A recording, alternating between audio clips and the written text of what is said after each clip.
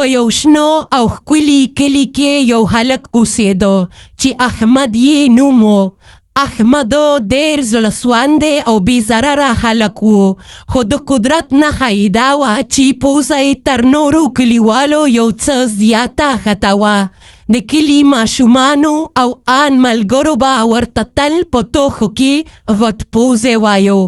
یو سهار احمد د چایو په هوټل کې ناستو چې ملګري یې شاولي پرې غږ وکړو. او احمده، نن دې پوزه داسې ښکاري لکه د کلي د جومات ګمبد چې وي. لږ یې د لمر په مقابل کې مه نیسه چې سوری زموږ په ټوله کوڅه تیاره نه کړي. احمد په خندا شو او جواب یې ورکړو. شاوري جانه، پوزه مې غټه ده ځکه چې ساه مې لویه ده، او چې ساه مې لویه وي نو زړه مې هم لوی دی. ته خپل کار کوه. خو هر وخت داسې نه و. کله کله به احمد په خپله پوزه شرمېده. په ځانګړي ډول کله به چې د کلي جینکو مخې ته تېرېده نو خپله پوزه به یې په څادر پټوله. یوه ورځ د کلي د خان زوی جمیل چې یو مغروره ځوان و، د خلکو په منځ کې احمد ته وویل: احمده، دا ستا پوزه ده که د کدو بسر؟ په پېښور کې خلک پوزې ولې کوي؟ ته هم لاړ شه، یو نیم کیلو غوښه ترې کمه کړه. خلکو وخندل. احمد دا ځل خفه شو، کور ته لاړ او خپلې مور ته یې وویل: مورې، زه ولې داسې یم؟ خلک زما په پوزه پورې ولې خاندي؟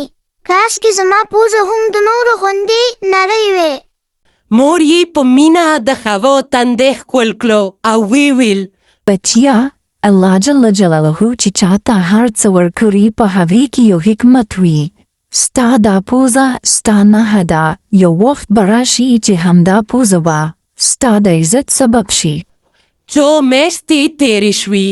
یو کانو په کلي کې سخت بارانونه وشول. د غره د طرف نه یو غټ سیلاب راغی. د کلي سیند راووت او د کلي په لاره کې یو غټ پوله مات شو. یو کوچنی ماشوم چې کلي ته راستنېده د سیند په منځ کې په یو ډبره ایسار پاتې شو. سیلاب دومره تیز و چې هیچا زړه نه ښه کاوه چې اوبو ته ورګډ شي. جمیل خان چې په احمد یې خندلي وو هم هلته ولاړ او یریده. احمد راغی، هغه بې له سنده اوبو ته ودانګل. هغه ډېر قوي ساه درلوده ځکه چې پوزه یې غټه وه او ډېر اکسیجن یې اخیستلی شو. هغه تر اوبو لاندې لاړ، ماشوم یې په شا کړ او په ډېر مشکل سره یې د سیند غاړې ته راویستو. کله چې دواړو روغ رمټ راووتله، ټول کلي چغې کړې: ژوندی دې وي احمدو، زنده باد احمدو. هغه ماښام د کلي په جومات کې ټول مشران ناست وو. مشر ملک پاڅېد او ویې ویل: نن احمد ثابته کړه چې سړېدو په پوزه نه په زړه کې وي. خو رښتیا وایم، د احمد پوزه سوه چې هغه یې تر اوبو لاندې دومره وخت وساته. شاولي چې تل به یې ټوکې کولي مخکې راغی او د احمد لاس یې ښکل کړو. احمد وروره، بخښنه غواړم. نن پوهه شوم چې ستا پوزه ستا د مېړانې نښان دی. نن وروستو که چا ستا په پوزه ټوکه وکړه نو له ما سره به مړ کېږي.